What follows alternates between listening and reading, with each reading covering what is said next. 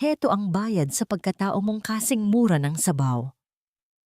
Isang talsik ng mainit na sabaw at sampal ng pera sa muka ang tinanggap ni Feli habang nakaluhod sa maruming sahig. Habang humahalakhak ang mga Vergara sa kanilang gintong mansyon, hindi nila alam na ang daliring minaltrato nila ang susulat ng kanilang katapusan. Isang hamak na utusan, ngunit may dugong hiyas. Sino ang tunay na reyna at sino ang magnanakaw? Ang hustisya ay hindi nabulag. Huwag kang haharang-harang sa dinadaanan ko, hampalupa.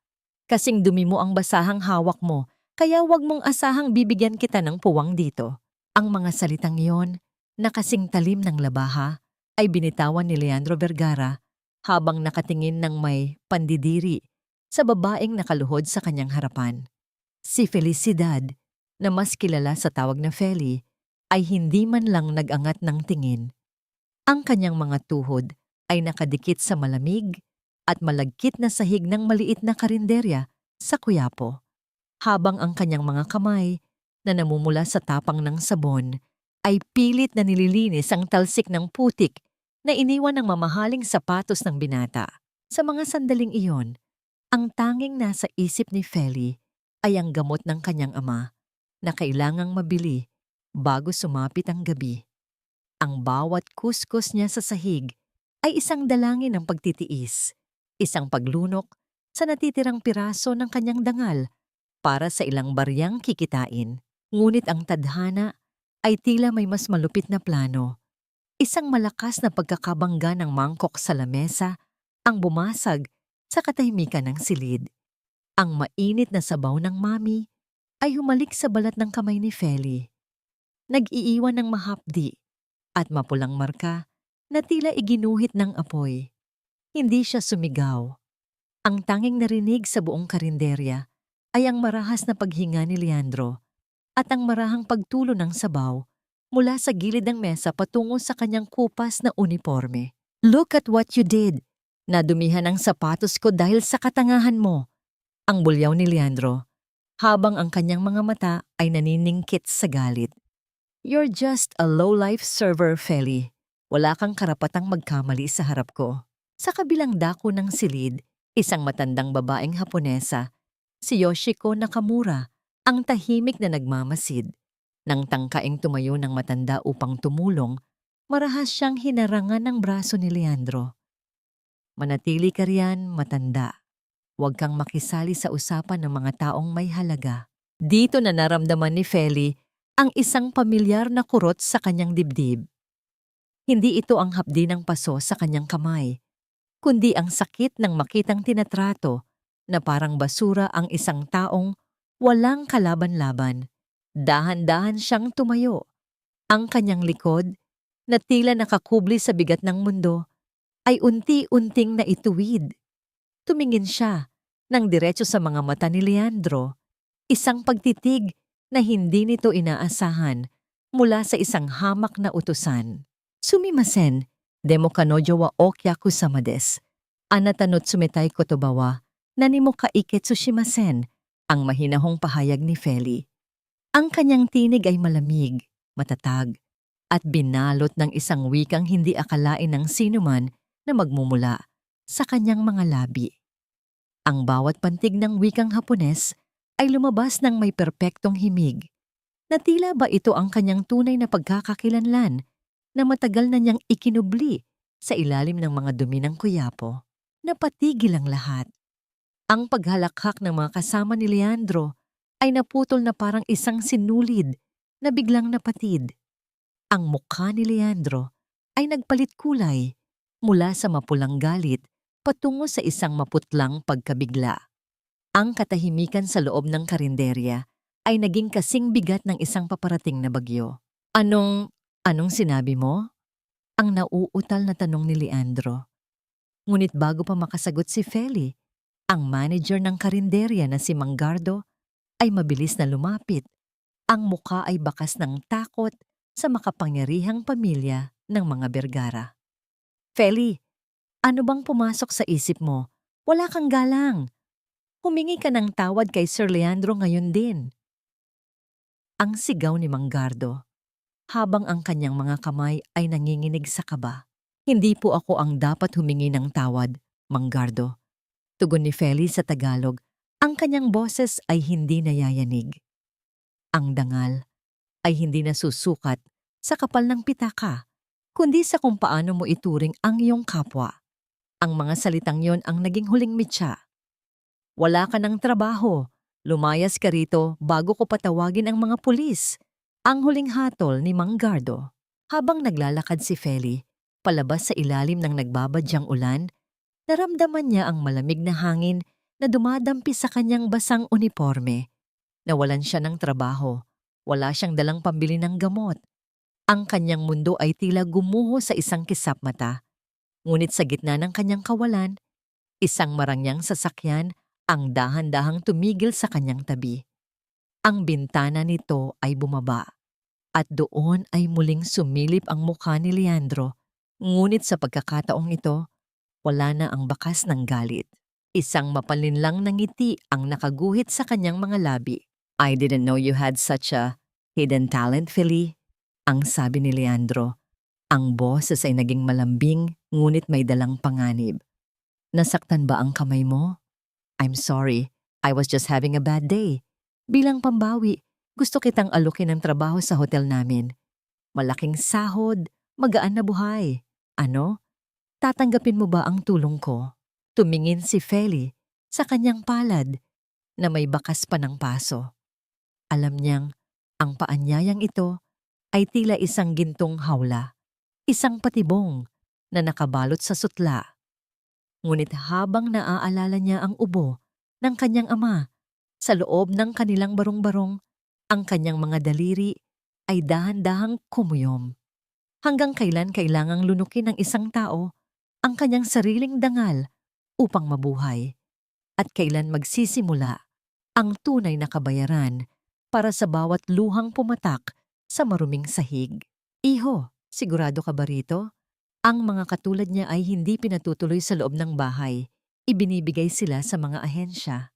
Ang boses ni Milagros Vergara ay kasing lamig ng marmol na sahig ng kanilang mansyon habang pinagmamasdan si Feli mula ulo hanggang paa. Nakatayo si Feli sa engranding pasilyo, hawak ang isang maliit na bag na naglalaman ng kanyang iilang pag-aari.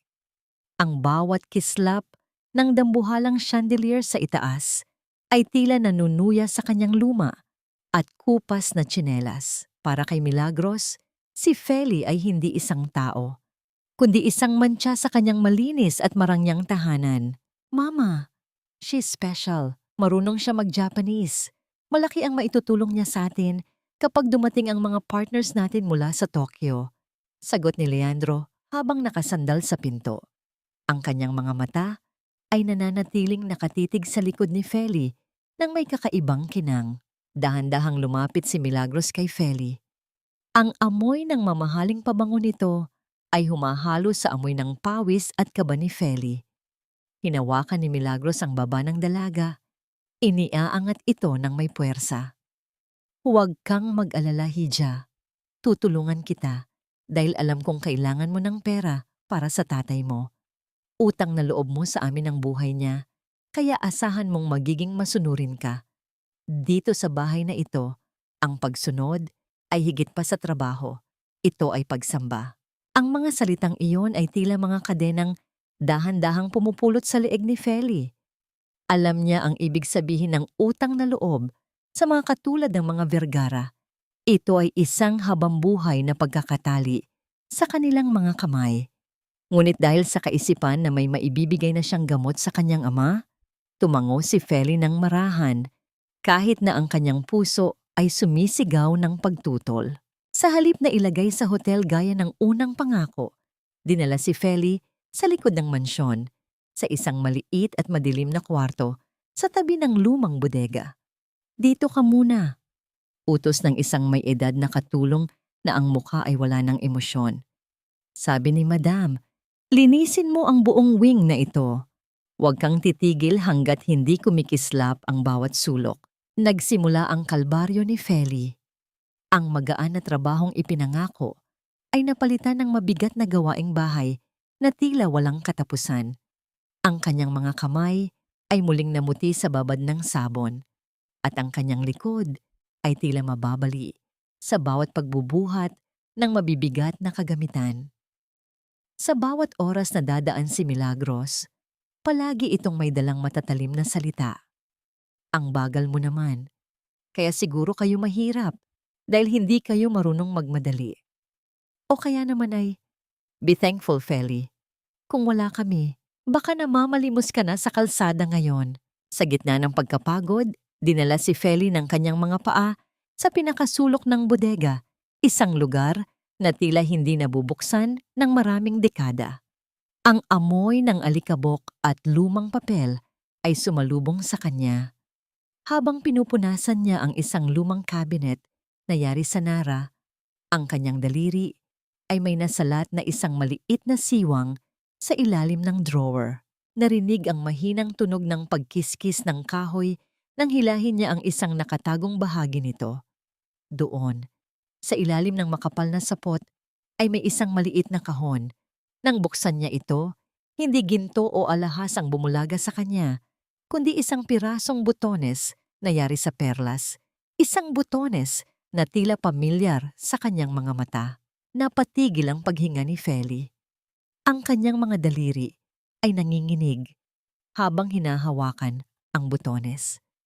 Malinaw sa kanyang gunita ang imahe ng kanyang ina, si Rosario, na suot ang paborito nitong asul na bestido noong bata pa siya. Isang gabi, bago ito pumanaw, napunit ang isang butones ng bestidong yon at hindi na muling nahanap. Bakit?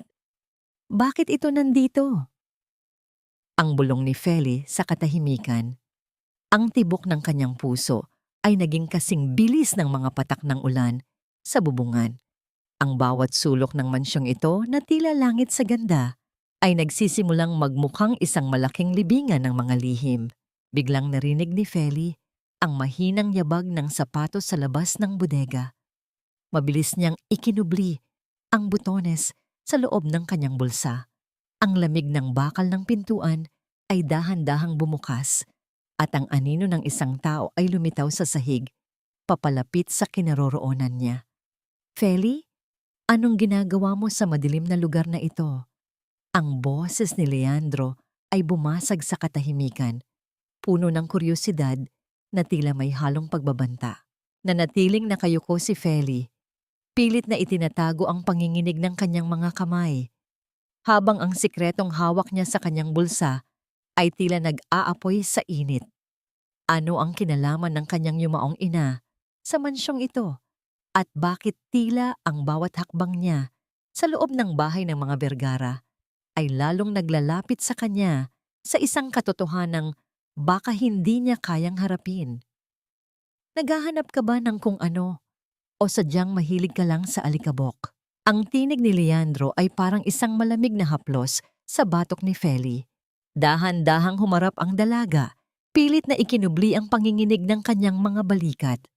Sa loob ng kanyang bulsa, tila naglalaboy ng init ang butones na perlas, isang maliit na ebidensya ng nakaraang pilit na ibinabaon ng mga taong nasa harap niya. Pasensya na po, Sir Leandro. Sinisigurado ko lang po na malinis ang bawat sulok gaya ng utos ni Madam. Mahinahong sagot ni Feli, habang ang kanyang mga mata ay nananatiling nakatuon sa sapatos ng binata. Hindi siya nag-angat ng tingin. Alam niyang sa isang maling sulyap ay baka mabasa nito ang takot at hinalang namumuo sa kanyang dibdib. Isang mapanuring katahimikan ang namayani sa pagitan nila. Narinig ang marahang paghakbang ni Leandro palapit sa kanya. Ang tunog ng sapatos nito sa sahig na kahoy ay tila bawat tibok ng kaba sa dibdib ni Feli. Huminto ang binata sa kanyang tapat, sapat na malapit para maamoy ni Feli ang matapang nitong pabango na humahalo sa amoy ng luma at amag sa bodega. Huwag kang masyadong magpagod, Feli. Baka hindi mo kayanin ang bigat ng trabaho rito, bulong ni Leandro bago ito tumalikod at lumabas ng silid.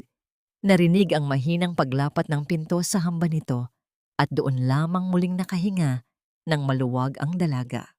Nang sumapit ang gabi, sa ilalim ng malamlam na liwanag ng buwan na tumatagos sa mga dahon ng balete, Sa labas ng mansyon, lumabas si Feli upang magtapon ng basura. Ngunit sa halip na bumalik sa kanyang kwarto, dinala siya ng kanyang mga paa sa likod ng hardin kung saan matatagpuan ang isang maliit na gazebo na napapalibutan ng mga tanim na gumamela. Doon, nakita niya ang matandang babaeng si Yoshiko Nakamura, nakaupo sa dilim at tila may malalim na iniisip. Binalik ka rin ang tadhana sa akin, anak ni Rosario. Ang mahinang tinig ni Yoshiko ay bumasag sa katahimikan. Hindi ito isang tanong, kundi isang pagkilala na nagpatindig ng balahibo ni Feli. Dahan-dahang lumapit si Feli at naupo sa tabi ng matanda. Kilala niyo po ang nanay ko? Tanong niya.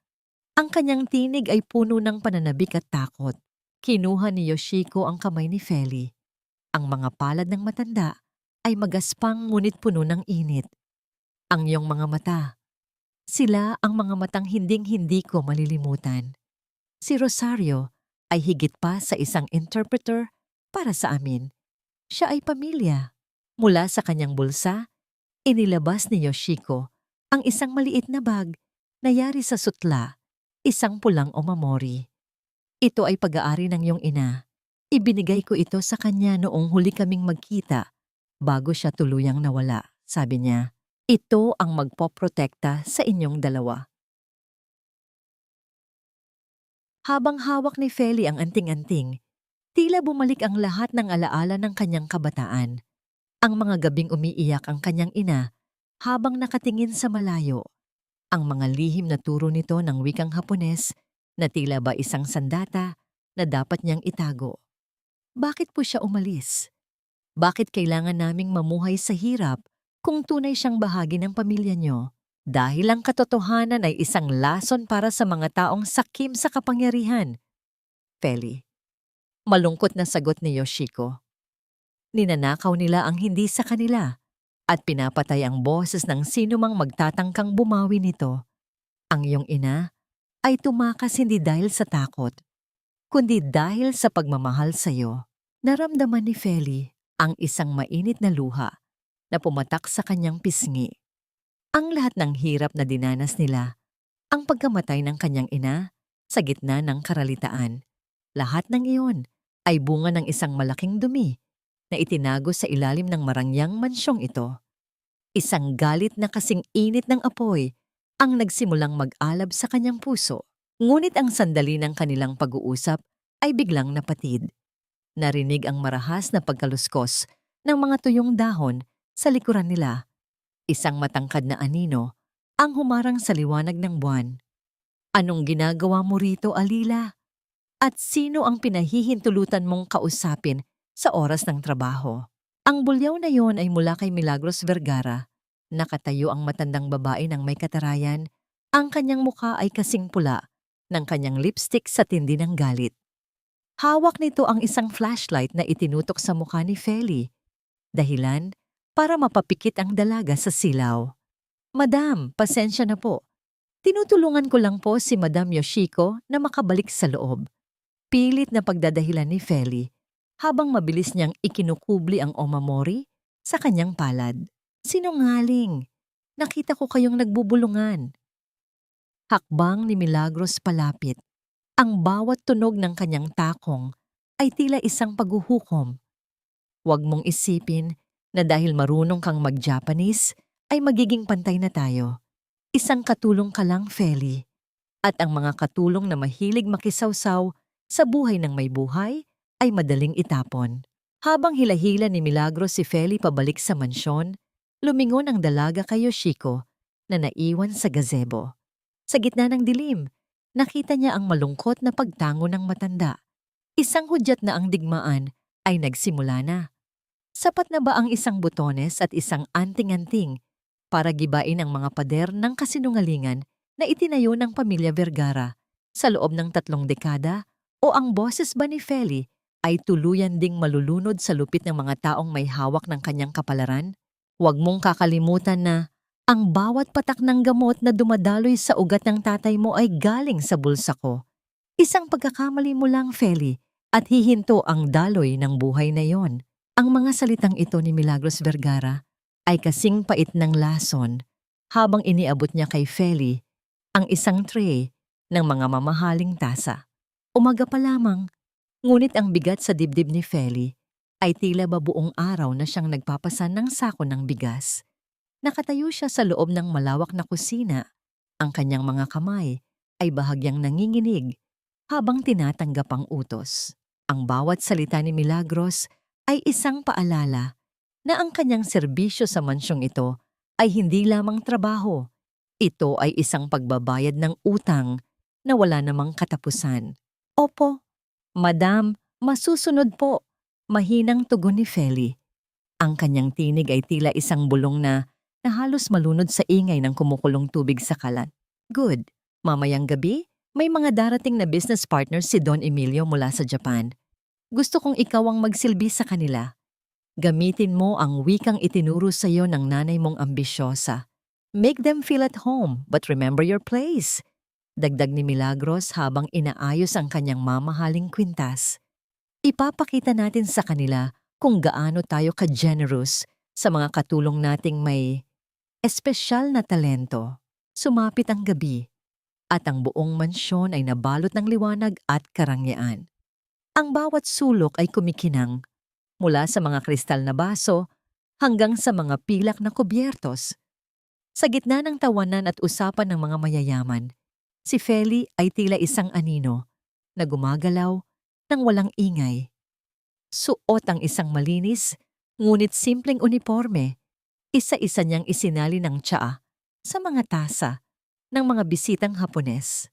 Anata, no Nihongo wa totemo kirei desu ne? Napakahusay ng iyong wikang Hapones. Puri ng isang matandang negosyante kay Feli. Ngumiti ng bahagya si Feli at yumukod bilang paggalang. Arigato gozaimasu, sir. Ngunit bago pa siya makapagpatuloy, narinig niya ang matinis na tawa ni Milagros mula sa kabilang dulo ng lamesa. See? I told you, my maid is quite a find. Para siyang isang bihirang ibon na kinulong namin para kantahan kami. Naramdaman ni Feli ang init na umakyat sa kanyang mga pisngi. Hindi ito init ng pagkapahiya, kundi ang apoy ng pag-aalipusta na pilit niyang sinusugpo. Para sa mga Vergara, siya ay isang kagamitan lamang, isang palamuti na ipinagmamayabang upang ipakita ang kanilang kapangyarihan. Sa bawat papuring natatanggap niya mula sa mga bisita, lalong nagiging matalim ang mga sulyap ni Milagros at Leandro sa kanya. Pagkatapos ng hapunan, habang ang mga bisita ay abala sa pakikipag-usap kay Don Emilio sa malawak na balkon, inutusan si Feli na kumuha ng dagdag na alak sa wine cellar na matatagpuan sa ilalim ng opisina ng Don. Habang naglalakad siya sa madilim na pasilyo, napatigil siya nang marinig ang isang pamilyar na tinig mula sa loob ng opisina. Ang pinto ay bahagyang nakawang, sapat na upang marinig ang bawat salitang binibitawan sa loob. Hindi na tayo pwedeng maghintay, Emilio. Ang mga dokumentong yon ay dapat nang mahanap. 3 decades is long enough. Kung malaman ng mga nakamura na ang lupang kinatatayuan ng hotel natin ay pag-aari pa rin ng anak ni Rosario, tapos na ang imperyong binuo natin. Ang boses ni Milagros ay puno ng kaba at panggagalayti. Huminahon ka, Milagros. Sinisigurado ko na walang makakahanap ng orihinal na titulo. At ang anak ni Rosario? Narito siya sa ilalim ng ating mga paa. Akala niya ay tinutulungan natin siya. Pero sa totoo lang, siya ang pinakamahalagang hostage natin. Sagot ni Don Emilio. Ang kanyang tinig ay kasing lamig ng gabi. Naramdaman ni Feli ang biglang pagtigil ng pintig ng kanyang puso. Ang tray na hawak niya ay muntik ng mahulog, ngunit mabilis niyang naitukod ang kanyang kamay sa dingding. Ang bawat hininga niya ay tila isang tinik na sumusugat sa kanyang lalamunan. Ang kanyang ina, ang kanyang lupang pamana. Lahat ng hirap na dinanas nila ay hindi aksidente. Ito ay isang planadong pagnanakaw. Sa gitna ng kanyang pagkabigla, hindi niya napansin ang isang pares ng mata na nakamasid sa kanya mula sa dulo ng pasilyo. Ang marahang pagtunog ng swelas ng sapatos sa sahig ay naging hudyat ng isang bagong panganib. Feli, bakit ka nakikinig sa usapan ng mga may-ari ng bahay? Napatitig si Feli sa madilim na bahagi ng pasilyo. Doon ay nakatayo si Leandro. Ang kanyang mukha ay bahagyang nasisikatan ng liwanag mula sa bintana na nagpapakita ng isang mapanganib na ngiti. Ang kanyang mga kamay ay naaloob ng bulsa at ang kanyang tindig ay tila isang mga ngaso na nahuli na ang kanyang biktima sa isang sulok. Sir, kukuha lang po sana ako ng alak, nauutal na sagot ni Feli, habang pilit niyang ibinabalik ang kanyang lakas. Dahan-dahang lumapit si Leandro hanggang sa ang kanilang mga mukha ay magkalapit na. Naramdaman ni Feli ang hininga nito sa kanyang noo. Masyadong matalino ang mga taong nakikinig sa mga bagay na hindi para sa kanila. At alam mo naman kung anong nangyayari sa mga matatalinong katulong, di ba? Naiwan ang tanong na yon sa hangin, kasabay ng mabigat na katahimikan na bumalot sa kanilang dalawa. Ang katotohanang natuklasan ni Feli ay isang apoy na maaari niyang gamitin upang sunugin ang mansyong ito, o isang apoy na tuluyang tutupok sa kanya at sa kanyang may sakit na ama. Ligtas pa ba ang manatili sa loob ng mansyon kung ang bawat pader nito ay may tenga at ang bawat taong nagpapanggap na tumutulong sa'yo ay ang siya palang pumatay sa kinabukasan ng iyong ina? Ang bawat tibok ng puso ni Feli ay tila isang babala na nagpapaalala sa kanya na ang bawat pader ng mansyong ito ay may mga matang nakamasid at mga taingang nakikinig. Matapos ang pananakot ni Leandro sa madilim na pasilyo, naging mas maingat ang dalaga.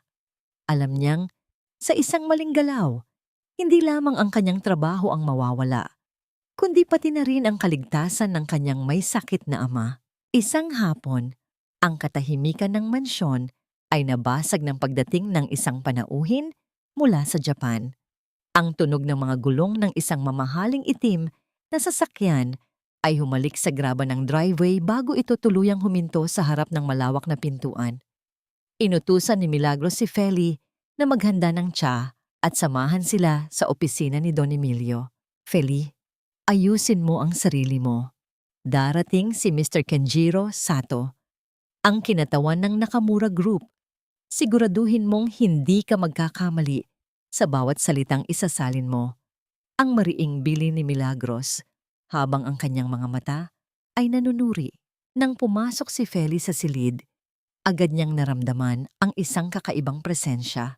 Sa gitna ng marangyang silid ay nakaupo ang isang lalaking may katamtamang tangkad. Suot ang isang dekalidad na itim na suit na tila ba sadyang ginawa para sa kanyang matikas na pangangatawan. Ang kanyang mukha ay seryoso at ang kanyang mga mata ay may lalim na tila ba kayang basahin ang anumang itinatago ng isang tao. Siya si Kenjiro Sato. Kenjiro, we are so glad you could make it. We've been looking forward to this meeting to finalize the expansion. Ang bati ni Don Emilio sa wikang Ingles, ang kanyang mukha ay puno ng pekeng ningning ng pagtanggap. Tumango lamang si Kenjiro bilang tugon. Ang kanyang mukha ay nananatiling blanko, gaya ng isang malinis na papel. Nang lumapit si Feli upang ilapag ang tasa ng tsa, hindi sinasadyang nagtagpo ang kanilang mga paningin. Hindi gaya ng mapanliit na tingin ni Leandro o ng mapang-alipustang sulyap ni Milagros. Ang mga mata ni Kenjiro ay puno ng kuryosidad at isang bahid ng pagdamay. Arigato, ang mahinang sabi ni Kenjiro nang abutin ng tsa. Napansin niya ang bahagyang panginginig ng mga kamay ni Feli at ang pamumula ng paso sa kanyang balat na pilit itinatago ng mahabang manggas ng kanyang uniforme. Habang nagpapatuloy ang usapan, naging abala si Feli sa pagsasali ng mga teknikal na termino. Ngunit sa bawat pagkakataon na magtatagpo ang kanilang mga mata, nararamdaman ni Feli na tila may gustong sabihin si Kenjiro na hindi nito mabitiwan sa harap ng mga Vergara. Ramdam ni Feli na ang lalaking ito ay hindi basta-bastang negosyante. Siya ay may talas ng pakiramdam na nakakahalata sa tensyong namamayani sa loob ng silid. Your assistant is very skilled, Don Emilio. Her Japanese is quite nostalgic. It reminds me of someone I used to know. Ang puna ni Kenjiro, habang ang kanyang paningin ay nananatiling nakatuon kay Feli. Mabilis na sumingit si Milagros nang may halong pilit na tawa. Oh, Feli is just someone we took in out of charity. We taught her everything she knows. She's very loyal to us, aren't you, Feli? Isang mapait na ngiti ang pilit na iginuhit ni Feli sa kanyang mga labi. Opo, madam. Malaki po ang utang na loob ko sa inyo. Nang matapos ang pulong, inutusan ni Milagros si Feli na ihatid si Kenjiro hanggang sa labas. Habang naglalakad sila sa mahabang pasilyo, malayo sa pandinig ng mga bergara, biglang huminto si Kenjiro sa tapat ng isang malaking bintana na nakaharap sa hardin. Napakaganda ng mga bulaklak dito, ngunit tila ba nalalanta sila sa bigat ng hangin. Ang sabi ni Kenjiro sa wikang Hapones, ang kanyang boses ay malalim at tila ba may kahulugang nakatago. Napatigil si Feli, hindi alam kung paano sasagot. Ngunit bago pa siya makapagsalita, mabilis na kinuha ni Kenjiro ang kanyang kamay at may inilagay na isang malinis na puting panyo. Bago pa makapag-react ang dalaga, bumitaw na ang lalaki at nagpatuloy sa paglalakad patungo sa kanyang sasakyan nang hindi na lumilingon pa. Nang makaalis ang sasakyan, mabilis na nagtago si Feli sa likod ng isang malaking haligi at binuksan ang panyo. Sa loob nito ay may isang maliit na piraso ng papel na may sulat kamay na tila ba mabilis na isinulat ngunit malinaw ang mensahe. Huwag kang magtiwala sa kanila. Ang mga lobo ay laging nagpapanggap na tupa. Naramdaman ni Feli ang isang malakas na pintig sa kanyang dibdib. Sino ba talaga si Kenjiro Sato at bakit siya nagbibigay ng babala sa isang hamak na katulong na gaya niya? Ang panyong hawak niya ay tila naging isang simbolo ng pag-asa o marahil ay isang panibagong mitya ng panganib na lalong magpapagulo sa kanyang buhay sa loob ng mansyong ito. Sa gitna ng mundong puno ng kasinungalingan, makakahanap ba si Feli ng isang kakampi? O ang panyong ito ay isa lamang panibagong paraan upang subukan ang kanyang katapatan sa mga taong pumatay sa pangarap ng kanyang ina? Ang bawat salitang isinulat sa mga pahinang ito ay tila mga patak ng dugo na matagal nang natuyo. Ngunit muling nagbibigay ng hapdi sa bawat pagbasa. Sa ilalim ng malamlam na liwanag ng isang maliit na flashlight, nakaupo si Feli sa sulok ng madilim na bodega. Ang amoy ng amag at lumang kahoy ay tila sumasakal sa kanya, ngunit hindi niya ito pinapansin. Sa kanyang kandungan ay nakabukas ang isang lumang talaarawan na may mga pahinang naninilaw na sa luma. Ito ang natagpuan niya sa ilalim ng maluwag na tabla ng sahig, sa mismong lugar kung saan niya nakita ang butones na perlas. Hulyo 14, 1974. Simula ng sulat kamay na kilalang-kilala ni Feli, ang pino at madiing ukit ng panulat ng kanyang inang si Rosario. Ngayon ko natuklasan ang tunay na balak ni na Emilio at Milagros. Ang tiwala na ibinigay ni Mr. Hiroshi sa akin ay nais nilang nakawin. Sinabihan nila ako na kung hindi ako mananahimik tungkol sa mga dokumento ng lupa at shares, hinding-hindi na muling makikita ng aking anak ang liwanag ng araw. Panginoon, tulungan niyo po ako. Paano ko poprotektahan ang aking maliit na Feli? Naramdaman ni Feli ang isang mainit na luha na pumatak sa nanunuyong papel. Nag-iiwan ng isang bilog na mantsa sa tabi ng pangalan niya. Ang bawat pangungusap ay tila isang kutsilyong sumasaksak sa kanyang puso. Hindi lang basta naghirap ang kanyang ina. Ito ay pinahirapan ang bawat pag-ubo ni Rosario sa banig ng karamdaman noong nabubuhay pa ito. Ang bawat gabing wala silang makain ay bunga ng kasakiman ng mga taong kinisilbihan niya ngayon. Patawad, Nay. Bulong ni Feli sa gitna ng katahimikan. Ang kanyang tinig ay basag, puno ng pagsisisi dahil sa loob ng maraming taon, naniwala siyang sadyang malupit lang ang tadhana sa kanila. Hindi niya akalain na ang tadhana ay sadyang nilapastangan ng mga taong nagtatago sa likod ng mga mamahaling alahas at magagandang salita. Habang binubuklat niya ang susunod na pahina, isang luma at kupas na litrato ang nahulog mula sa loob ng diary. Dinampot ito ni Feli. Doon ay nakita niya ang kanyang ina, bata pa at masaya, nakatayo sa tabi ng isang matikas na lalaking Hapones sa ilalim ng isang puno ng sakura. Ang lalaki ay si Hiroshi Nakamura. Ang ngiti sa mga labi ng kanyang ina ay isang mamangiting kailanman ay hindi na silaya ni Feli sa mga huling taon nito. Ngunit ang katahimikan ng gabi ay biglang nabasag.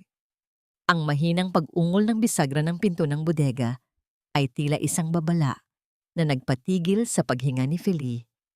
Narinig niya ang mabagal at madiing paghakbang ng mga sapatos sa semento, papalapit sa kinaroroonan niya. Mabilis na isinara ni Feli ang talaarawan at sinubukang itago ito sa likod ng mga lumang kahon, ngunit huli na ang lahat. Isang matangkad na anino ang dahan-dahang gumapang sa dingding hanggang sa bumulaga sa kanya ang mukha ni Leandro Vergara. Hawak nito ang isang baso ng alak at ang kanyang mga mata ay naniningkit sa ilalim ng dilim.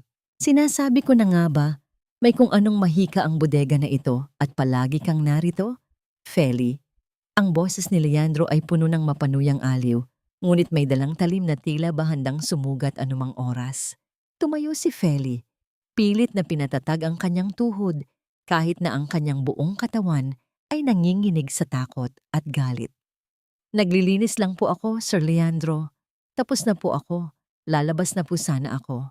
Humakbang palapit si Leandro hanggang sa maramdaman ni Feli ang dingding sa kanyang likuran. Inabot ng lalaki ang panyo na bahagyang nakalabas sa bulsa ni Feli. Ang panyong ibinigay ni Kenjiro. At ito? Kanino galing ito? Hindi ito mukhang basahan ng isang katulong. Bago pa makasagot si Feli, napansin ni Leandro ang sulok ng talaarawan na hindi tuluyang naisiksik sa likod ng kahon. Isang marahas na paghablot ang ginawa ng lalaki. Ang tunog ng pagkapunit ng ilang pahina dahil sa tindi ng pagkakahawak ni Leandro ay tila ba tunog ng pagkadurog ng huling pag-asa ni Feli. Ano ito? Isang diary? Huwag mong sabihing nag-iilusyon ka ring maging manunulat habang naglalaba ng mga damit namin? Ang nakakangilong halakhak ni Leandro ay pumuno sa maliit na silid. Nang makita ni Leandro ang pangalan ni Rosario sa unang pahina, ang kanyang ngiti ay biglang napawi. Ang kanyang mukha ay naging kasing pula ng apoy at ang kanyang mga daliri ay mariing bumaon sa pabalat ng libro. Saan mo ito nakuha? Ang bulyaw ni Leandro, ang kanyang boses ay naging kasing bangis ng isang hayop na nabulabog. Akala mo ba makakatakas ka sa amin gamit ang mga basurang ito?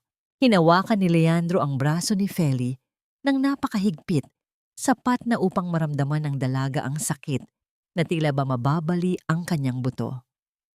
Sa kabilang kamay ni Leandro, itinaas niya ang talaarawan at isang kislap ng lighter ang bumukas sa dilim. Ang apoy nito ay dahan-dahang lumalapit sa mga pahinang naglalaman ng huling boses ni Rosario. Sir, huwag po. Parang awa niyo na. Ang sigaw ni Feli, ang kanyang mga mata ay puno ng pagsusumamo at poot. Ngunit ang apoy ay nagsimula nang humalik sa gilid ng papel, dahan-dahang nilalamon ang mga salitang 30 taon na itinago ng kadiliman. Sunugin mo na ang lahat, Leandro, pero hinding-hindi mo masusunog ang katotohanan. Ang tinig ni Feli ay hindi nagmula sa takot, kundi sa isang malalim na balon ng poot na matagal na niyang kinalimutan. Ang maliliit na dila ng apoy mula sa lighter ni Leandro ay unti-unting lumalamon sa gilid ng talaarawan, naglalabas ng manipis na usok na may amoy ng lumang papel at natuyong luha. Sa bawat segundo na lumilipas, ang boses ng kanyang ina ay tila unti-unting nagiging abo sa harap ng kanyang mga mata. Isang marahas na pag-agaw ang ginawa ni Feli. Hindi niya ininda ang hapdi ng apoy na dumampi sa kanyang mga daliri. Ang mahalaga sa kanya ay mailigtas ang natitirang piraso ng pagkatao ni Rosario. Ang bawat kuskus ng papel sa sahig habang nag-aagawan sila ay tila ba tunog ng pagkadurog ng kanyang sariling puso. Ang lakas na ng loob mo, Feli. Nakakalimutan mo na ba kung kaninong lupa ka nakatayo? Ang singhal ni Leandro habang mahigpit niyang hinahawakan ang balikat ng dalaga. Itinulak niya si Feli nang may sapat na lakas upang mapaupo ito sa sahig, habang ang talaarawan ay tumalsik sa madilim na sulok ng bodega. Ngunit bago pa muling makalapit si Leandro, isang matikas na anino ang humarang sa pintuan. Ang liwanag mula sa labas ay nagbigay ng isang matalim na balangkas sa lalaking kadarating lang. Is it standard practice here to treat employees with such physical intensity, Mr. Vergara? Ang boses ni Kenjiro Sato ay kasing lamig ng bakal. Nakatayo siya roon. Ang mga kamay ay nasa loob ng bulsa ng kanyang itim na suit.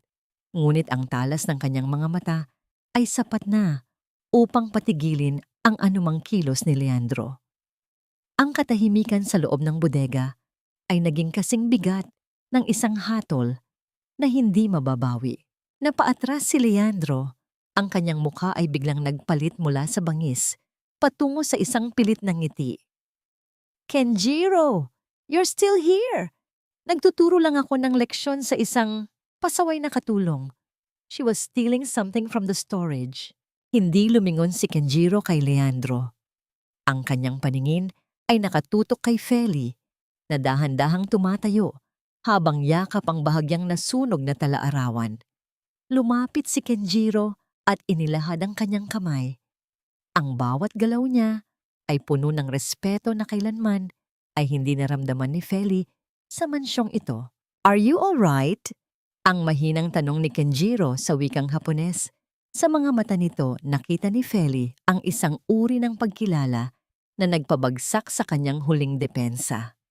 Isang tahimik na pagtango lamang ang naisagot ng dalaga, habang ang kanyang mga kamay ay nanginginig pa rin sa tindi ng emosyon. I think we should discuss our partnership's ethics, Leandro. I don't work with people who burn books or spirits. Ang huling hirit ni Kenjiro bago siya tumalikod. Isang hudyat ito na ang kapangyarihan ng mga Vergara ay may katapat na mas malakas. Ngunit ang panandaliang tagumpay na yon ay mabilis na napawi ng tumunog ang luma at sirang cellphone ni Feli sa loob ng kanyang bulsa. Ang sunod-sunod na pag-vibrate nito ay tila isang babala na nagpabilis ng tibok ng kanyang puso. Nang makita ang pangalan ng kanilang kapitbahay sa Quiapo, naramdaman ni Feli ang isang malamig na kaba na bumalot sa kanyang buong pagkatao. Feli! Si tatang mo! Isinugod sa PGH, hindi na makahinga. Kailangan mo nang pumunta rito ngayon din. Ang boses sa kabilang linya ay puno ng takot. Nabitawan ni Feli ang talaarawan. Ang kanyang mga paa ay tila nawalan ng buto. Tatang, ang tanging salitang lumabas sa kanyang mga labi. Tumakbo si Feli patungo sa pintuan, ngunit bago pa siya makalabas ng mansyon, hinarangan siya ni Milagros Vergara sa gitna ng engrandeng hagdanan.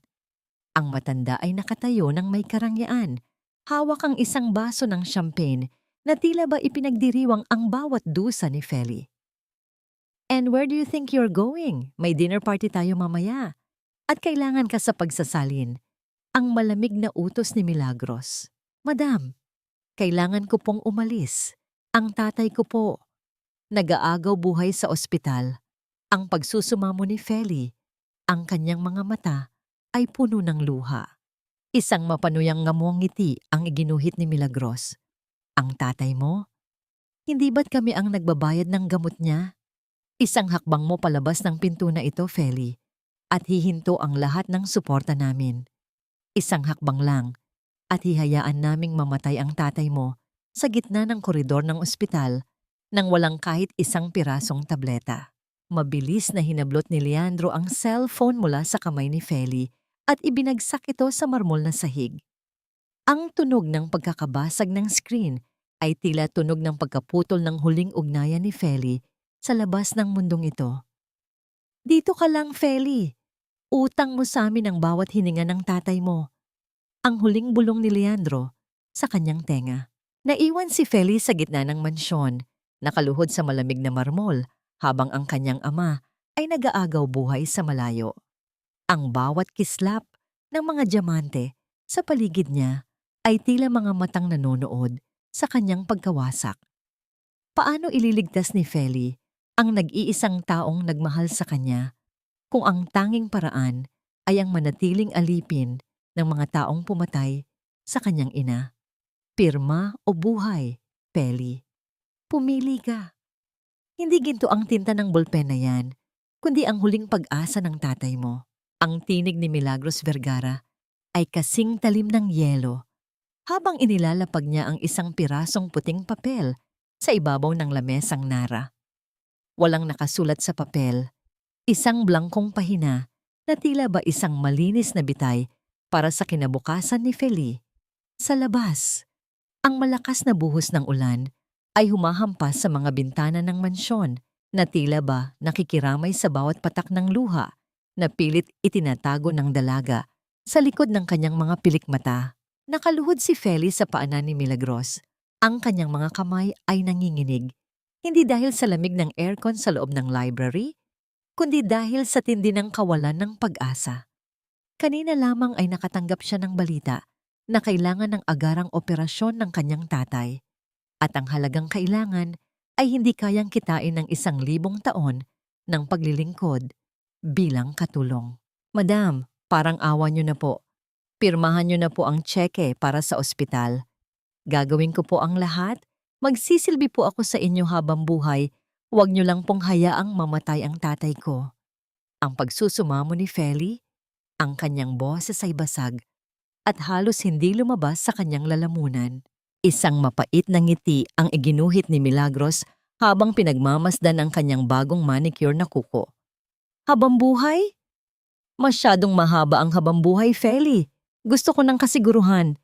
Pirmahan mo ang blangkong papel na yan. Ibigay mo sa akin ang karapatang magpasya sa buhay mo at bibilhin ko ang buhay ng tatay mo.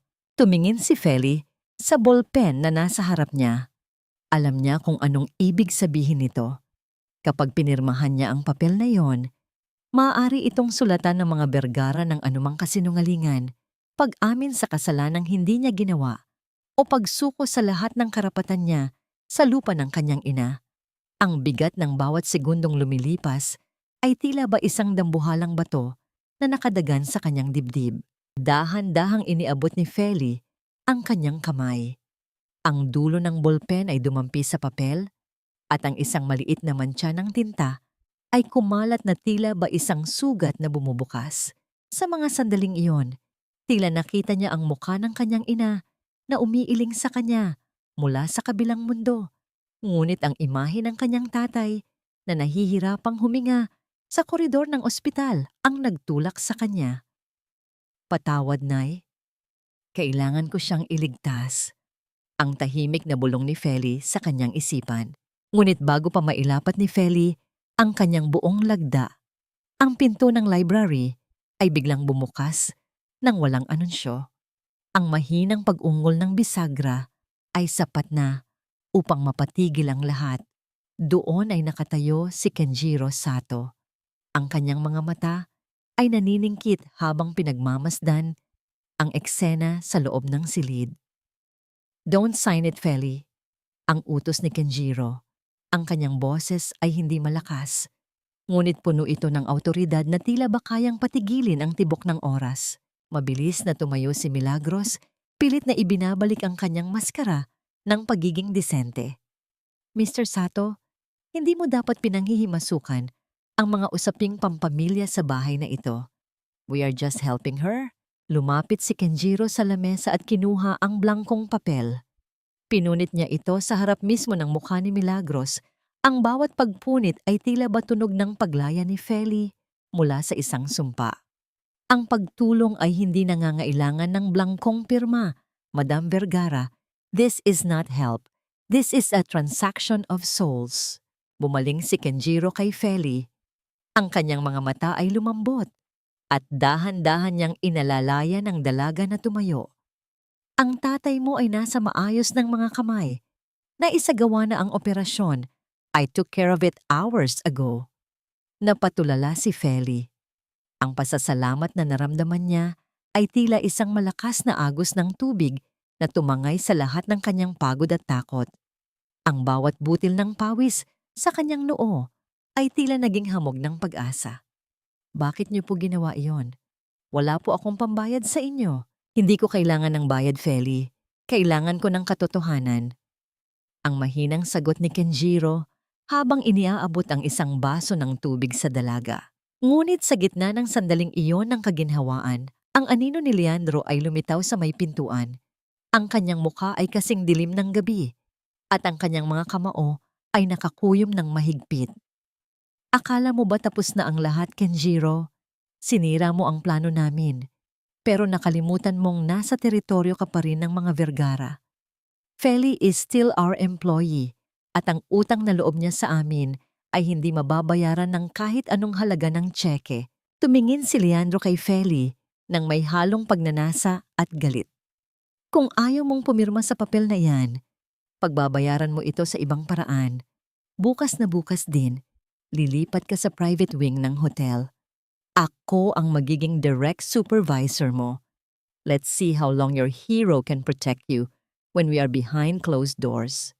Naramdaman ni Feli ang muling pagbabalik ng lamig sa kanyang katawan. Ang kaligtasan ng kanyang ama ay may kapalit na panibagong impyerno. Habang nakatingin siya kay Kenjiro, nakita niya ang pag-aalala sa mga mata nito. Ngunit alam nilang dalawa na ang laban na ito ay nagsisimula pa lamang. Hanggang saan kayang itaya ni Kenjiro ang kanyang reputasyon para sa isang katulong at anong panibagong pasakit ang naghihintay kay Feli sa madilim na sulok ng hotel ng mga Vergara. Dito sa hotel na ito, ang bawat hininga mo ay pag-aari ko. Huwag kang aasang makakalapit ang bayaning hapon sa lugar na ito. Ang boses ni Leandro ay kasing lamig ng hanging lumalabas sa mga aircon ng executive wing ng Vergara International Hotel. Nakatayo si Feli sa gitna ng marangyang suite. Ang kanyang mga kamay ay mahigpit na nakahawak sa strap ng kanyang luma at kupas na bag. Ang bawat sulok ng silid na ito ay kumikinang sa ginto at kristal. Ngunit para kay Feli, ito ay tila isang napakalaking kabaong na pilit siyang ibinabaon ng buhay. Ang paglipat niya sa hotel ay hindi isang promosyon. Ito ay isang sentensya ng pagkakakulong sa ilalim ng mga mata ni Leandro. Sir, tapos na po ang oras ng trabaho ko. Kailangan ko nang bisitahin ang tatay ko sa ospital. Mahinahong pahayag ni Feli. Pilit na pinatitibay ang kanyang loob. Isang mapanuyang ngiti ang iginuhit ni Leandro habang nilalaro ang isang mamahaling ballpen sa kanyang mga daliri. Ang oras mo ay natatapos lamang kapag sinabi ko. Ngayon, ayusin mo ang lahat ng mga dokumentong ito. Isalin mo ang bawat letra mula Japanese patungong Tagalog. At huwag kang magkakamali dahil ang bawat mali mo ay may bawas sa pondo para sa recovery ng tatay mo. Habang nakayuko si Feli sa ibabaw ng makapal na tumpok ng mga papel, naramdaman niya ang init ng mga mata ni Leandro na nakamasid sa bawat galaw niya. Ang katahimikan sa loob ng silid ay naging kasing bigat ng isang hatol. Sa gitna ng kanyang pagkapagod, naramdaman niya ang isang bahagyang panginginig sa kanyang bulsa, ang panyong ibinigay ni Kenjiro. Ito ang nagsisilbing mitya ng kanyang lakas, ang tanging bagay na nagpapaalala sa kanya na hindi siya nag-iisa sa laban na ito. Lumalim ang gabi at ang buong hotel ay nabalot na ng katahimikan. Ang tunog lamang ng pagbuklat ng mga pahina ang maririnig sa loob ng opisina. Biglang, ang marahang pagkatok sa pintuan ay bumasag sa tensyon. Pumasok ang isang security guard at may iniabot na isang maliit na paper bag kay Feli. Para raw po sa inyo, sabi noong bisitang Hapon na dumaan kanina. Nakalimutan niyo raw po ito sa lobby. Ang sabi ng guard bago mabilis na lumabas. Naningkit ang mga mata ni Leandro, ngunit bago pa siya makapagsalita, binuksan na ni Feli ang bag. Sa loob nito ay may isang maliit na kahon ng bento at isang maliit na botelya ng mainit na tsa. Sa ilalim ng lalagyan ay may nakadikit na isang piraso ng masking tape na may nakasulat na mga karakter sa wikang Hapones. Kore o tabete, ganbate kudasai, kumain ka nito, magpakatatag ka. Naramdaman ni Feli ang isang hindi maipaliwanag na init na gumuhit sa kanyang puso. Ang simpleng pagkain na yon ay tila naging isang piging para sa kanyang nanghihinang kaluluwa. Sa kabila ng pagbabantay ni Leandro, nakahanap si Kenjiro ng paraan upang iparamdam ang kanyang presensya. Nang makatulog si Leandro sa kanyang swivel chair dahil sa tindi ng nainom na alak, sinamantala ni Feli ang pagkakataon. Mabilis niyang kinuha ang nasunog na talaarawan ng kanyang ina mula sa kanyang bag at sinimulang itapat ang mga impormasyon doon sa mga dokumentong ipinapagawa ni Leandro. Sa gitna ng kanyang pagsusuri, natuklasan niya ang isang nakakagulantang na koneksyon. Ang mga shares na sinasabi ni Leandro na utang ni Rosario ay sa katunayan ay mga shares na ninakaw mula sa kanyang ina sa pamamagitan ng pekeng pirma. Nay, ikaw ang tunay na may-ari ng lahat ng ito. Ang bulong ni Feli, ang kanyang mga mata ay nanunubig sa galit at pait. Ang lupang kinatatayuan ng hotel na ito, hindi ito sa mga Vergara. Ito ay pamana ni Mr. Hiroshi para sa atin. Habang pilit niyang isinusulat ang mga ebidensya sa isang maliit na notebook, naramdaman ni Feli ang isang mabigat na presensya sa likuran niya. Ang lamig ng kamay na pumatong sa kanyang balikat ay sapat na upang mapatigil ang pintig ng kanyang puso. Napakatalino mo talaga, Feli. Pero alam mo ba ang ginagawa sa mga taong masyadong maraming nalalaman? Ang bulong ni Leandro sa kanyang tenga, ang amoy ng alak ay humahalo sa kanyang banta. Mabilis na isinara ni Feli ang notebook. Ngunit bago pa siya makakilos, mariing hinablot ni Leandro ang kanyang braso at itinaas ang kanyang mukha. Akala mo ba hindi ko alam ang ginagawa niyo ng hapon na yon? Nagkakamali ka. Dito sa hotel na ito ako ang Diyos. At ang mga Diyos ay hindi pinagnanakawan ng sikreto. Inagaw ni Leandro ang notebook at binasa ang mga huling isinulat ni Feli. Ang kanyang halakhak ay naging kasing bangis ng isang kidlat sa gitna ng gabi. So alam mo nang ikaw ang tunay na tagapagmana? Anong gagawin mo ngayong hawak ko na ang lahat ng ebidensyang pilit mong binuo? Dahan-dahang kinuha ni Leandro ang notebook at itinapat ito sa apoy ng isang kandilang dekorasyon sa kanyang lamesa. Ang bawat pahina ay dahan-dahang nilalamon ng dilaw na apoy habang si Feli ay nakatingin ng may halong panggagalaiti at kawalan ng pag-asa. Ngunit sa gitna ng pagdiriwang ni Leandro, isang malakas na pagbukas ng pinto ang nagpayanig sa buong silid. Doon, sa gitna ng liwanag ng hallway, ay nakatayo si Kenjiro Sato kasama ang isang matandang lalaking nakatungkod, si Attorney Tomas Sarmiento. Burn it, Leandro, but you can't burn the man who notarized the original deed.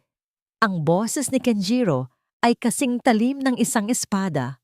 Ang bawat kislap sa mga mata ni Kenjiro ay tila nagbibigay ng panibagong buhay kay Feli. Ang digmaan para sa katotohanan ay hindi na lamang isang lihim. Ito ay isa ng ganap na pagbabanggaan sa gitna ng karangyaan ng hotel na itinayo sa ibabaw ng mga pangarap na ninakaw. Ano ang kayang gawin ni Attorney Tomas upang bawiin ang kasalanang nagawa niya? 30 taon na ang nakalilipas at hanggang saan ang kayang isakripisyo ni Feli ngayong ang lahat ng alas ay nasa lamesa na? Ang akala mo ba ay sapat na ang isang matandang hihingalo para pabagsakin ang pangalang inalagaan ko ng 3 dekada? Masyado kang mapangarapin, Feli. Ang mga pangarap ay para lamang sa mga taong may kakayahang bumili nito. Ang mga salitang ito mula kay Don Emilio Vergara ay parang mga patak ng asido na unti-unting sumisira sa pag-asang namumuo sa dibdib ni Feli.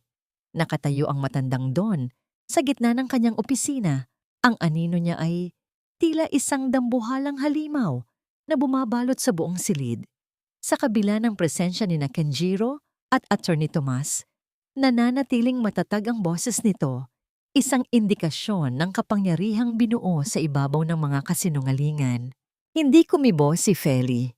Ang kanyang mga kamay ay mahigpit na nakayapos sa kanyang sarili, habang ang init ng tsaa na kanina niya padala ay dahan-dahang nawawala. Tila ba sumasabay sa lamig na nararamdaman niya sa loob ng mansyong ito.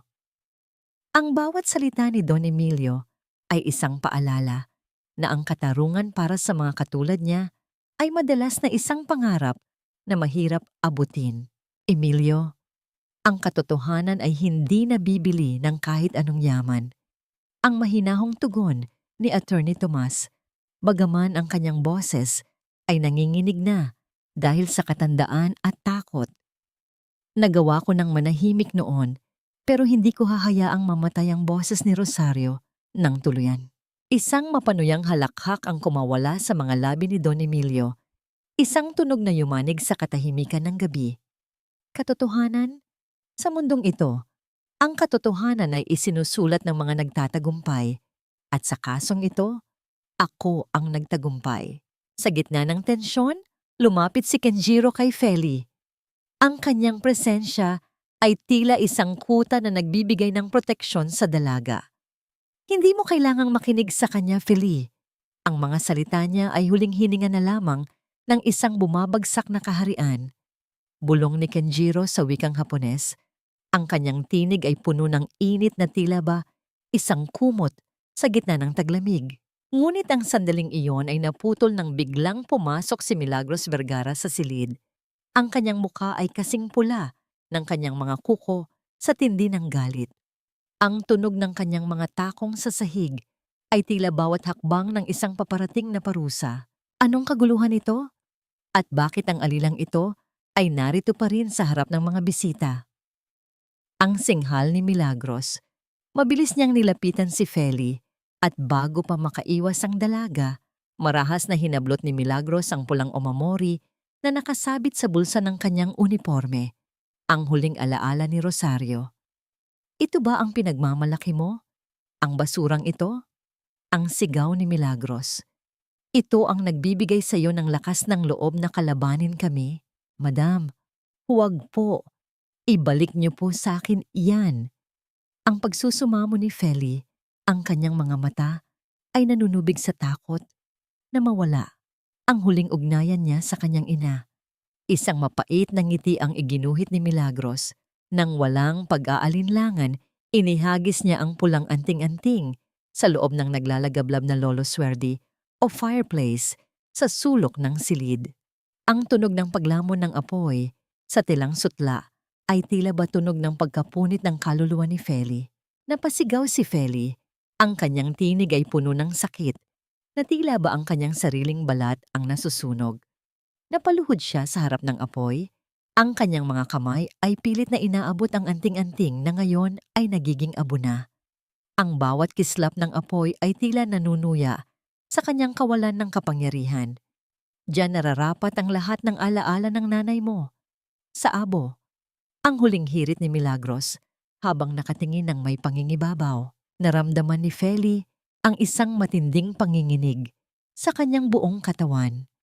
Ang bawat hininga niya ay tila isang tinik na sumusugat sa kanyang lalamunan. Ang katahimikan sa loob ng silid ay naging kasing pait ng lason.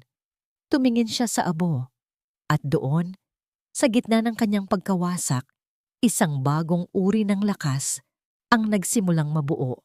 Isang lakas na hindi na nagmumula sa anting-anting, kundi sa galit na matagal na niyang kinalimutan. Hanggang kailan kailangang sunugin ng mga Vergara ang lahat ng mahalaga kay Feli bago nila mapagtanto na ang apoy na kanilang sinimulan ay siya ring tutupok sa kanilang sariling imperyo. Ang abo ay hindi tanda ng katapusan, Madam. Ito ang patunay na may isang bagay na nag-alab bago ninyo ito pilit na pinatay. Ang tinig ni Feli ay hindi na nanginginig. Habang dahan-dahan siyang tumatayo mula sa pagkakaluhod sa harap ng fireplace, ang kanyang mga mata ay nananatiling nakatitig sa nagbabagang uling kung saan tuluyan nang naging abo ang pulang omamori. Ang bawat butil ng luha sa kanyang pisngi ay tila natuyo dahil sa init ng puot na naglalayab sa kanyang dibdib. Sa unang pagkakataon, hindi siya yumukod.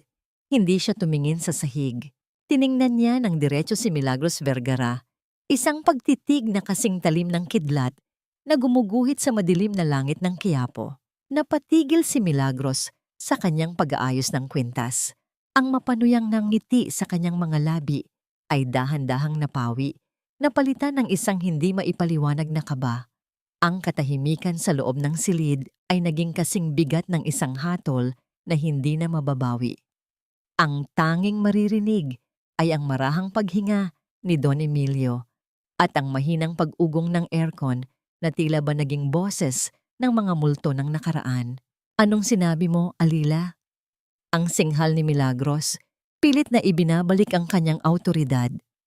Wala kang karapatang magsalita ng ganyan sa harap ko.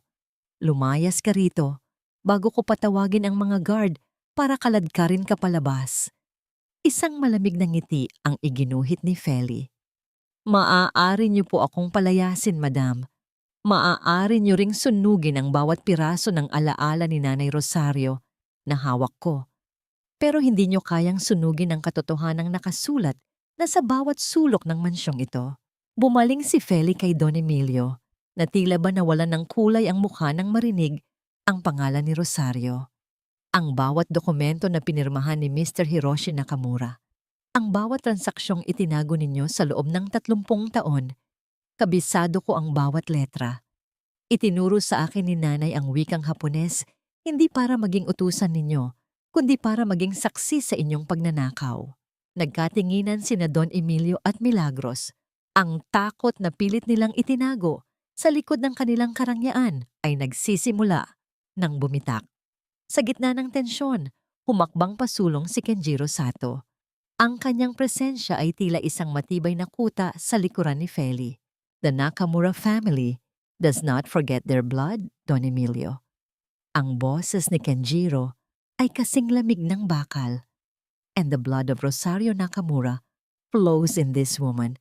You didn't just hire a maid, you brought home the owner of the house you are living in. Marahas na hinampas ni Don Emilio ang kanyang lamesa, dahilan para tumalbog ang mga mamahaling panulat sa ibabaw nito. Kasalanan ito ng matandang Tomas na yon. Kung hindi siya nagsalita, wala sana tayong ganitong gulo. Sa labas ng pinto, narinig ang marahang pagtunog ng sapatos sa sahig na marmol. Pumasok si Attorney Tomas Sarmiento. Ang kanyang mga kamay ay nanginginig habang hawak ang isang luma at naninilaw na envelope. Ang kanyang mukha ay bakas ng pagsisisi na tila bapasan niya ang bigat ng buong mundo. Hindi ko na kayang itago ito, Emilio. Ang boses ni Tomas ay basag ngunit puno ng determinasyon. Ang orihinal na titulo ng lupa. Ang tunay na testamento ni Hiroshi. Narito ang kopya na itinago ko bago ninyo ako pinilit na gumawa ng huwad na dokumento. You traitor! Ang sigaw ni Leandro, nakadarating lang. Ang kanyang mga kamao ay nakakuyom habang akmang lalapitan ng matandang abogado. Ngunit bago pa siya makalapit, hinarangan siya ni Kenjiro ng may mabilis at matikas na kilos. Don't even try, Leandro. Ang banta ni Kenjiro. The Japanese embassy is already aware of this meeting. Any harm done to anyone in this room will be your family's final downfall. Napatulala si Milagros. Ang kanyang mundong binuo sa kasinungalingan ay tila isang kastilyong buhangin na dahan-dahang tinatangay ng alon. Tumingin siya kay Feli, ang kanyang mga mata ay puno ng panggagalaiti. Hindi ito tapos, Feli. Hinding-hindi ka magiging isa sa amin. Hindi ko po gustong maging isa sa inyo, madam. Ang mahinahong sagot ni Feli, habang dahan-dahang pinupulot ang isang maliit na abo mula sa fireplace. Dahil sa gitna ng inyong kayamanan, kayo ang pinakamahirap na taong nakilala ko. Wala kayong dangal. Ngunit sa gitna ng kanilang paghaharap, isang malakas na pagtunog ng doorbell sa labas ng mansyon ang bumasag sa lahat. Narinig ang mabilis at madiing pagkatok sa pinto. Kasunod ang boses ng security guard na puno ng kaba. Madam, sir, may mga pulis po sa labas. May bitbit silang search warrant para sa opisina ninyo. Naging kasing puti ng papel ang mukha ni Don Emilio. Ang bawat kislap ng mga diamante sa paligid nila ay tila naging mga matang nanonood sa kanilang pagbagsak. Napatingin si Feli kay Kenjiro at sa gitna ng gulo, nakikita niya ang isang bahagyang pagtango mula sa lalaki. Isang hudyat na ang katarungang matagal nang itinago ay handa nang sumabog. Anong lihim pa ang matatagpuan ng mga pulis sa loob ng opisina ni Don Emilio? At magagawa bang lisanin ni Feli ang mansyong ito nang hindi nabubulag ng paghihiganti? Hindi niyo kami mapapabagsak ng isang pirasong papel lang. Ako ang batas sa lungsod na ito at walang sino mang makakapagturo sa akin ng pagkakamali. Ang sigaw ni Don Emilio ay yumanig sa buong library, ngunit ang kanyang tinig ay hindi na nagtataglay ng dating kapangyarihan. Sa labas ng bintana, ang mga asul at pulang ilaw ng mga sasakyan ng pulis ay paulit-ulit na kumikislap, nagbibigay ng isang nakakahilong kulay sa mga gintong figurin at mamahaling painting sa loob ng silid. Ang bawat kislap ay tila isang babala na ang gabi ng paghahari ng mga Vergara ay malapit nang matapos. Nakatayo si Feli sa gitna ng kaguluhan. Ang kanyang mga daliri ay mahigpit na nakayapos sa envelope na ibinigay ni Attorney Thomas. Ang kanyang lalamunan ay tuyong-tuyo at ang bawat hininga niya ay tila may kasamang abo mula sa nasunog niyang anting-anting. Pinanood niya ang mga otoridad na isa-isang kinukuha ang mga folder mula sa cabinet ni Don Emilio. Ang tunog ng pagbukas ng mga drawer at ang kalansing ng mga bakal na susi ay naging musika ng katarungang matagal na niyang ipinagdasal. Madam, kailangan niyo pong sumama sa amin para sa karagdagang katanungan. Ang mariing pahayag ng isang opisyal kay Milagros. Bitawan mo ako. Alam mo ba kung magkano ang suot kong damit? Ang panggagalaiti ni Milagros habang pilit na kumakawala. Ngunit sa pagkakataong ito, ang kanyang kayamanan ay hindi na nakatulong. Ang mga alahas sa kanyang leeg ay tila naging mga mabibigat na kadenang humihila sa kanya pababa. Sa gitna ng tensyon, dahan-dahang lumapit si Attorney Tomas kay Feli. Ang kanyang mukha ay kasing puti ng papel at ang kanyang mga mata ay punong-puno ng pagsisisi. Inilabas niya ang isang lumang cassette tape mula sa kanyang bulsa, isang bagay na tila ba nanggaling pa sa ibang panahon. Feli, anak, ito ang huling boses ng iyong ina bago sila tuluyang nagtagumpay na patahimikin siya. Itinago ko ito sa loob ng 30 taon dahil sa takot, pero ngayon, ibinibigay ko na ito sa iyo. Ang boses ni Tomas ay gumaralgal sa tindi ng emosyon. Nanginginig ang mga kamay ni Feli nang tanggapin ang tape. Sa tulong ni Kenjiro, nahanap nila ang isang lumang recorder sa loob ng library. Sa gitna ng katahimikan ng silid, kung saan tila tumigil ang pag-inog ng mundo, narinig ang marahang pag-ikot ng tape. Ang mahinang kaluskos ng recording ay sinundan ng isang tinig na kailanman ay hindi malilimutan ni Feli. Felicidad, aking maliit na bituin. Kung naririnig mo ito, ibig sabihin ay wala na ako sa tabi mo. Huwag kang matatakot. Ang katotohanan ay parang araw. Maaring takpan ng ulap pero hinding-hindi mawawala ang liwanag. Pinirmahan ko ang dokumento hindi dahil sumuko ako, kundi dahil kailangan kong masigurado na mabubuhay ka. Patawarin mo ang nanay kung iniwan kitang walang kahit ano, kundi ang iyong pangalan. Napatakip ng bibig si Feli. Ang bawat salita ng kanyang ina ay tila isang haplos sa kanyang sugatang kaluluwa. Ang sakit na matagal na niyang ikinubli ay biglang sumabog, naglalabas ng mga luhang kasing init ng apoy. Ang tinig ni Rosario ay punong-puno ng pagmamahal at sakripisyo. Isang sakripisyong binaluktot ng mga taong nakatayo ngayon sa kanyang harapan. "You monsters!" ang tanging naibulalas ni Feli habang nakatingin kay Don Emilio. "Ginamit niyo ang pagmamahal ng nanay ko para sa akin, para nakawan siya." Biglang, sa gitna ng pagdadalamhati ni Feli, isang marahas na paggalaw ang nagmula kay Leandro. Sa tindi ng desperasyon, Mabilis niyang sinunggaban ang recorder at ibinalibag ito sa pader. Ang tunog ng pagkakabasag ng plastic at ang pagkaputol ng magnetic tape ay tila ba muling pagpatay sa boses ni Rosario. Wala nang ebidensya, wala nang boses. Isang basura lang ang nanay mo, Feli, at basura ka rin. Ang sigaw ni Leandro, ang kanyang mga mata ay nanlilisik sa tindi ng kabaliwan. Humakbang palapit si Leandro kay Feli. Ang kanyang mga kamao ay nakakuyom ng mahigpit. Ngunit bago pa siya makalapit, isang mabilis na pagharang ang ginawa ng mga pulis. Ang marahas na pagbagsak ng katawan ni Leandro sa sahig habang pinipigilan siya ay naging huling tunog ng kanyang pag-aalsa. Diyan ka nagkakamali, Leandro, ang malamig na sabi ni Kenjiro Sato. The recording was already digitally backed up the moment it started playing. Ang winasak mo ay plastic lamang, pero ang boses ni Rosario ay nasa kamay na ng batas.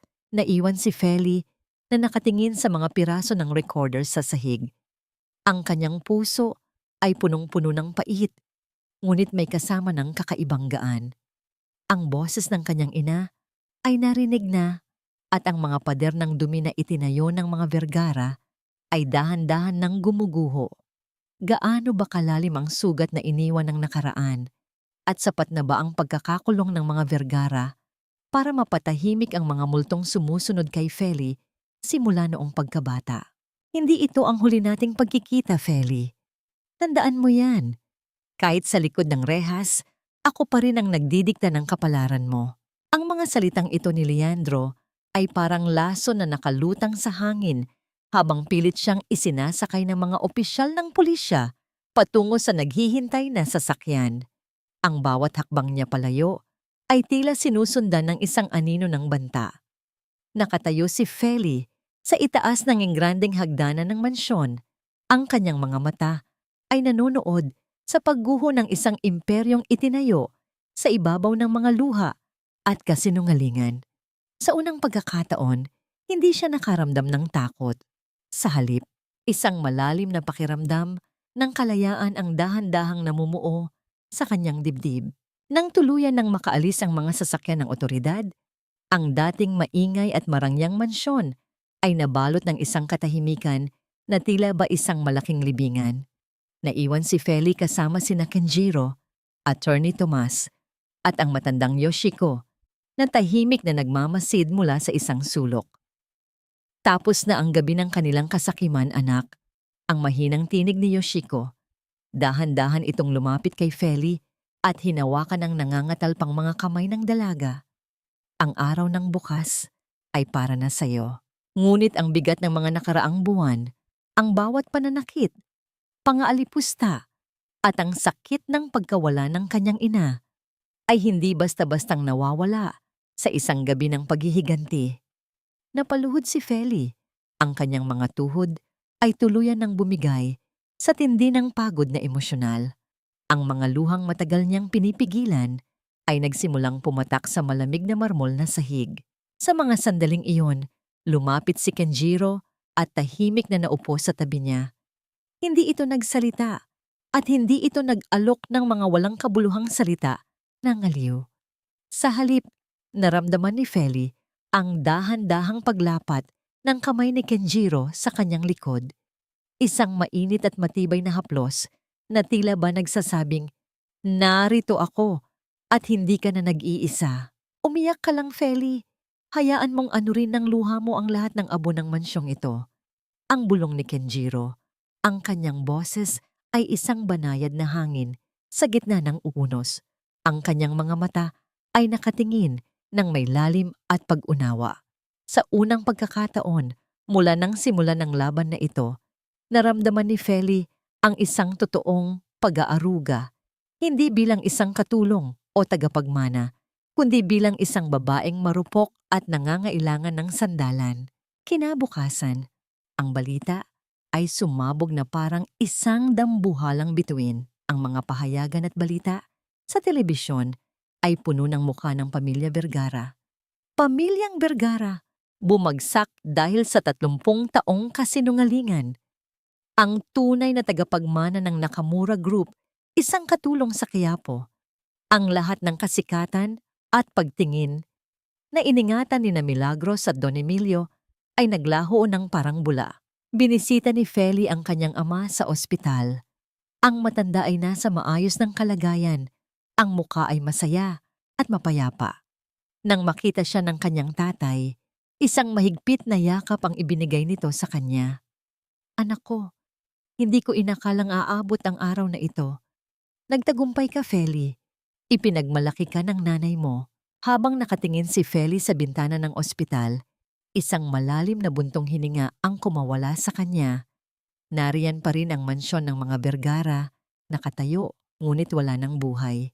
Nariyan pa rin ang mga alaala ng sakit. Ngunit kasama ng mga pait na yon, naririto rin ang pag-asa ng isang bagong umaga. Ngunit bago pa tuluyang maisara ang kabanata, isang mensahe ang dumating sa kanyang telepono. Isang mensahe mula sa isang hindi kilalang numero. Akala mo ba tapos na? Ang mga ugat ng kasamaan ay masyadong malalim para putulin ng ganun-ganun lang. Maghihintay ako. Muling napatingin si Feli sa kalangitan. Ang laban sa korte ay tapos na. Ngunit ang mga anino ng nakaraan ay tila ba naghahanap pa rin ng paraan upang bumalik. Handa na ba si Feli na harapin ang mga natitirang piraso ng kanyang nakaraan? O ang bagong pag-asa ba niya ay isang panibagong simula ng isang tahimik ngunit mas mapanganib na laban? Ang bawat banta ay isang paalala na may mga taong takot sa liwanag na dala mo, Feli. Nakatayo si Kenjiro Sato sa tabi ni Feli habang pinagmamasdan nila ang lumang bahay ng dalaga sa Quiapo. Ang mga salita ng binata ay tila isang matibay na haligi sa gitna ng namumuong pangamba sa puso ni Feli matapos matanggap ang misteryosong mensahe. Ang hapon ay tahimik, ang araw ay dahan-dahang lumulubog, nagbibigay ng gintong kulay sa mga bubong na yero na matagal nang naging saksi sa bawat luha ng pamilya ni Feli. Hindi ko maiwasang matakot, Kenjiro. Akala ko tapos na. Akala ko kapag nasa likod na sila ng rehas, matatapos na ang lahat ng paghihirap namin. Ang mahinang sabi ni Feli. Ang kanyang mga mata ay nakatingin sa malayo. Pilit na inaaninag ang kinabukasan na tila ba nababalot pa rin ng manipis na ulap ng takot. Dahan-dahang inabot ni Kenjiro ang kamay ni Feli. Ang kanyang palad ay mainit, sapat upang magpabawas sa lamig na bumabalot sa dalaga. Ang katotohanan ay hindi nagbabago dahil lang may nagbabanta. Ang Nakamura Group ay nandito para suportahan ka, hindi lamang bilang tagapagmana, kundi bilang pamilya. Ang mga salitang iyon ay nagdala ng isang maliit ngunit totoong nangiti sa mga labi ni Feli. Sa loob ng maraming taon, sanay siyang lumaban ng mag-isa. Sanay siyang lunukin ang kanyang sariling dangal para mabuhay. Ngunit ngayon, narito ang isang lalaking hindi lamang nag-alok ng tulong, kundi ng tunay na pagkilala. Naramdaman ni Feli ang isang banayad na tibok sa kanyang dibdib, isang damdamin na matagal na niyang ibinaon kasama ng mga pangarap niya sa pag-ibig. Kinabukasan, nagsimula ang opisyal na paglilitis laban sa pamilya Vergara. Ang bulwagan ng korte ay puno ng mga mamamahayag, mga tagapanood, at mga taong minsan ding naging biktima ng kapangyarihan ni na Don Emilio at Milagros. Nakaupo si Feli sa hanay ng mga nagrereklamo. Suot ang isang simpleng puting bestida na sumisimbolo ng kanyang kalinisan laban sa dumi ng mga akusado. Nang pumasok si Milagros sa loob ng korte, ang kanyang anyo ay hindi na gaya ng dating reyna. Ang kanyang buhok ay hindi na maayos at ang kanyang mga mata ay puno ng panggagalaiti. Ngunit ang mas nakakagulat ay ang pag-amin ng kanilang sariling abogado. Dahil sa bigat ng mga ebidensya, ang recording ni Rosario at ang orihinal na titulo na ibinigay ni Attorney Toma, walang nagawa ang panig ng mga Vergara kundi tanggapin ang pagkatalo.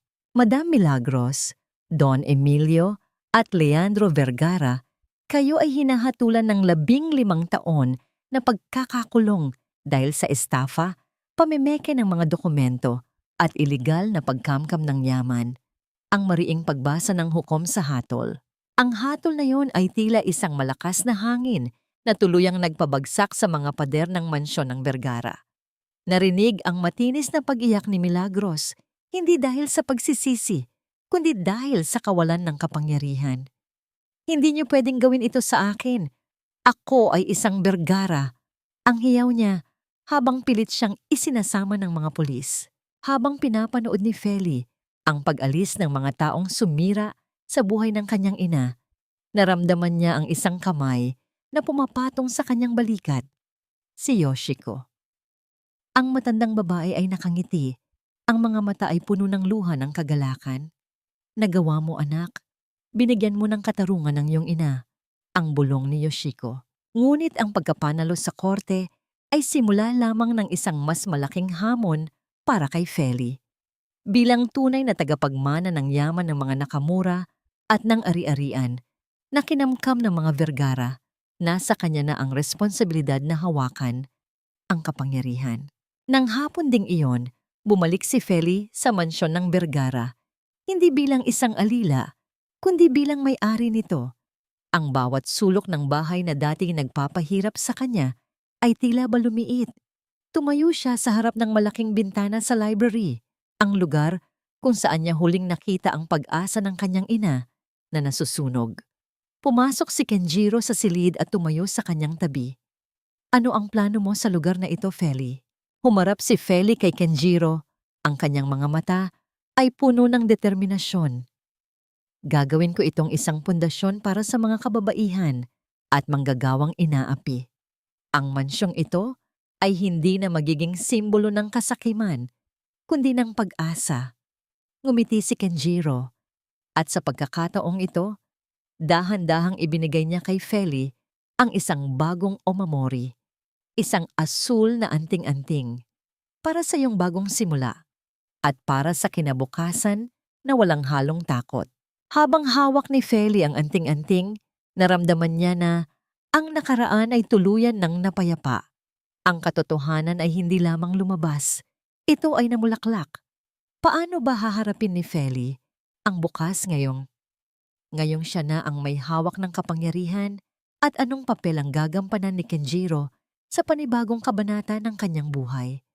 Ang kapangyarihan ay hindi nasusukat sa kung ano ang kaya mong sirain, kundi sa kung ano ang kaya mong buuin mula sa mga nasira. Isang buwan matapos ang paglilitis, ang mansyon ng mga Vergara ay hindi na ang lugar ng kasakiman na kinakatakutan ng marami. Sa halip, ang engrandeng tarangkahan nito ay bukas para sa mga taong nangangailangan. Binago ni Feli ang lugar at ginawa itong sentro ng Rosario Nakamura Foundation, isang institusyon na nagbibigay ng libreng legal at medikal na tulong para sa mga manggagawang inaapi, lalo na ang mga kababaihan at ina. Nakatayo si Feli sa gitna ng hardin kung saan dating tinatrato siya ni Milagros na parang alikabok. Ngayon, ang hardin ay puno ng mga bata at kababaihan na nakangiti, nagkukwentuhan at nagbabahagi ng mga simpleng pagkain. Suot ni Feli ang isang simpleng puting blusa. Ang kanyang buhok ay nakatali ng maayos at ang kanyang mukha ay may liwanag na matagal na niyang ninakaw mula sa kanya. Nakikita mo ba ito, Nay? Bulong ni Feli sa hangin. Ang lahat ng luha mo ay naging binhi na nagbigay buhay sa mga taong ito. Hindi na sayang ang lahat. Naramdaman ni Feli ang marahang pagdampi ng isang kamay sa kanyang balikat.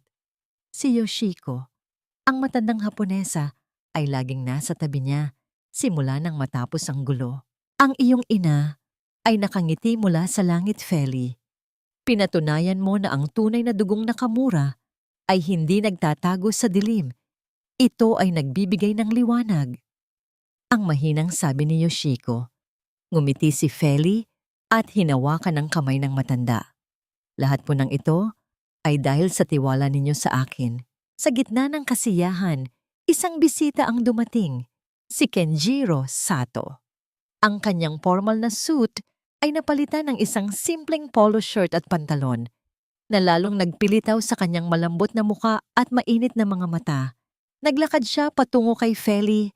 Ang kanyang bawat hakbang ay tila ba sinusundan ng isang magaan na hangin. Napakaganda ng ginawa mo sa lugar na ito, Feli. I never thought I'd see this mansion filled with so much warmth. Ang bati ni Kenjiro. Salamat, Kenjiro. Hindi ito magiging posible kung hindi mo ako tinulungang maniwala sa sarili ko. Sagot ni Feli. Ang kanyang mga mata ay nagtagpo sa mata ng binata. At sa unang pagkakataon, walang takot o kaba sa kanyang dibdib. Mayroon lamang kapayapaan at pag-asa. Dahan-dahang lumapit si Kenjiro at inabot ang isang maliit na sobre kay Feli. Ito ang mga dokumento mula sa Tokyo, ang lahat ng shares at ari-arian ng Nakamura Group na para sa iyong ina ay opisyal na ngayong nakapangalan sa iyo. Binuksan ni Feli ang sobre at nang makita niya ang pangalan niya sa ilalim ng logo ng kumpanya, isang luha ng kagalakan ang pumatak sa kanyang pisngi. Ang ibig sabihin ba nito? Kailangan ko nang pumunta sa Japan. Tumango si Kenjiro. Ang kanyang nangiti ay may halong lungkot at saya. Oo, kailangan ka na ng kumpanya doon. At umaasa akong doon na rin tayo magsisimula ng bagong kabanata. Naramdaman ni Feli ang isang banayad na init na umakyat sa kanyang mga pisngi. Ang mga salitang iyon ay hindi isang simpleng paanyaya para sa negosyo. Ito ay isang pangako. Paano ang foundation na ito? Tanong ni Feli. Maraming matatapat na tao ang maaari nating iwanan dito para pamahalaan ito.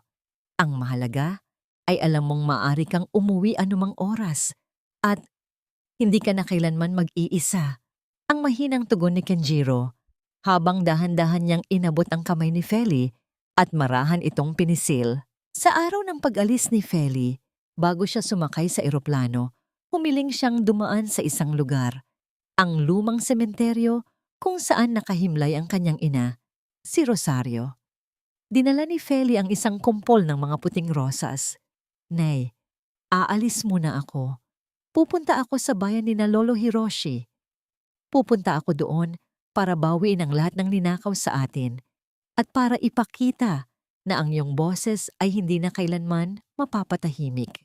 Habang nakatayo si Feli sa harap ng puntod, naramdaman niya ang isang mainit na hangin na dumampi sa kanyang mukha. Isang pakiramdam ng lubos na kalayaan at pagtanggap ang bumalot sa kanya. Wala na ang mga anino ng mga Bergara. Wala na ang mga utang na loob na ginamit bilang kadena. Ang Feli na isang utusan na minsang nakaluhod sa malamig na sahig ng Quiapo ay wala na. Siya na ngayon si Felicidad Nakamura, ang babaeng nakahanap ng liwanag sa gitna ng dilim at handang harapin ang hinaharap na may dangal, pagmamahal at katotohanan. Paano ba haharapin ni Felicidad ang bagong mundo sa Japan? At anong mga bagong bulaklak ang uusbong sa kanyang paglalakbay kasama ang taong nagbigay sa kanya ng lakas? Ang malamig na simoy ng hangin sa tagsibol ay dahan-dahang nagpaduyan sa mga sanga ng sakura, nagpapaulan ng mga kulay rosas na talulot sa tahimik na daan ng Kyoto. Nakatayo si Feli sa balkonahe ng tradisyonal na bahay ng mga Nakamura, hawak ang isang mainit na tasa ng tsaa. Ang init na nagmumula sa porselana ay tila yumayakap sa kanyang mga palad. Isang malaking kaibahan sa malamig at malagkit na sahig ng karinderya sa Quiapo kung saan nagsimula ang lahat. 5 taon na ang lumipas. Ang babaeng minsang nakayuko at walang boses ay isa ng ganap na pinuno ng isa sa mga pinakamalaking kumpanya sa Asya. Ngunit nananatili ang pagpapakumbaba sa kanyang mga mata. Sa loob ng bahay, payapang nakaupo ang matandang si Yoshiko. Masayang pinagmamasdan ang mga lumang litrato ni Rosario na ngayon ay may kagalang-galang na lugar sa kanilang tahanan. Naramdaman ni Feli ang marahang pagdampi ng isang makapal na coat sa kanyang mga balikat. Kasunod nito ay ang pamilyar na init ng dibdib ni Kenjiro na sumandal sa kanyang likuran. Dahan-dahang ipinulupot ng binata ang kanyang mga braso sa baywang ni Feli habang ang kanyang baba ay marahang ipinatong sa balikat ng dalaga. Malalim na naman ang iniisip ng misis ko, ang malambing na bulong ni Kenjiro. Isang matamis na ngiti ang namukadkad sa mga labi ni Feli. Ipinatong niya ang kanyang ulo sa pisngi ni Kenjiro. Pinagsalikop ang kanilang mga daliri. Sinasariwa ko lang kung gaano kalayo na ang nilakbay natin, Kenjiro.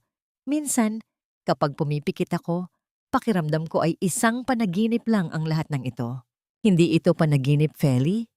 Ito ang buhay na matagal nang inilaan para sa'yo. Tugon ni Kenjiro.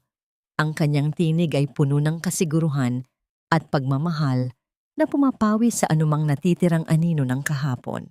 Sa isang iglap, bumalik sa alaala ni Feli ang balitang natanggap niya noong nakaraang buwan ni Yusan mula sa Pilipinas. Pumanaw na si Don Emilio sa loob ng kulungan dahil sa matinding karamdaman na walang sino mang kaanak na dumalaw. Si Milagros naman ay tuluyan nang nawalan ng katinuan sa pasilidad na pinagdalhan sa kanya, palaging bumubulong tungkol sa mga nawalang ginto at diamante. Si Leandro ay patuloy na binubuno ang kanyang sentensya sa gitna ng karahasan ng mga kapwa bilanggo. Isang buhay na mas malala pa sa impyerno. Napatawad mo na ba sila? Tanong ni Kenjiro. Tila nabasa ang takbo ng kanyang isipan. Huminga ng malalim si Feli, hinayaan ang malamig na hangin na pumasok sa kanyang baga. Napatawad ko na sila, Kenjiro. Ang mahinahong pag-amin ng dalaga. Hindi dahil karapat-dapat sila sa kapatawaran, kundi dahil hindi ko nahahayaang nakakulong ang puso ko sa galit na sila ang gumawa. Ang pagpapatawad ay hindi isang regalo para sa kanila. Ito ay ang pagpuksa ko sa huling kadena na nag-uugnay sa akin sa kanilang kadiliman. Dahil sa pagpapatawad na yon, nakahanap ako ng tunay na kapayapaan. Tumingala si Feli sa kalangitan. Ang mga ulap ay tila naghihiwalay upang bigyan ng daan ang sinag ng araw. Sa kanyang puso, alam niyang nakangiti ang kanyang inang si Rosario, kasama ang kanyang tatay na mapayapa na ring pumanaw noong nakaraang taon dahil sa katandaan baon ng saya na nakita ang tagumpay ng kanyang ampon. Ang dangal ng isang tao ay hindi nasusukat sa nipis ng kanyang damit o sa dami ng putik sa kanyang sapatos. Ang tahimik na panalangin at aral na inusal ni Feli sa kanyang sarili, isang mensahe na ibinabahagi niya sa bawat babaeng natutulungan ng kanilang foundation. Walang yaman ang makakabili sa malinis na konsensya at gaano man ibaon ang katotohanan sa ilalim ng lupa, gaano man ito tapakan at idaan sa dahas, tutubo at mamumulaklak pa rin ito.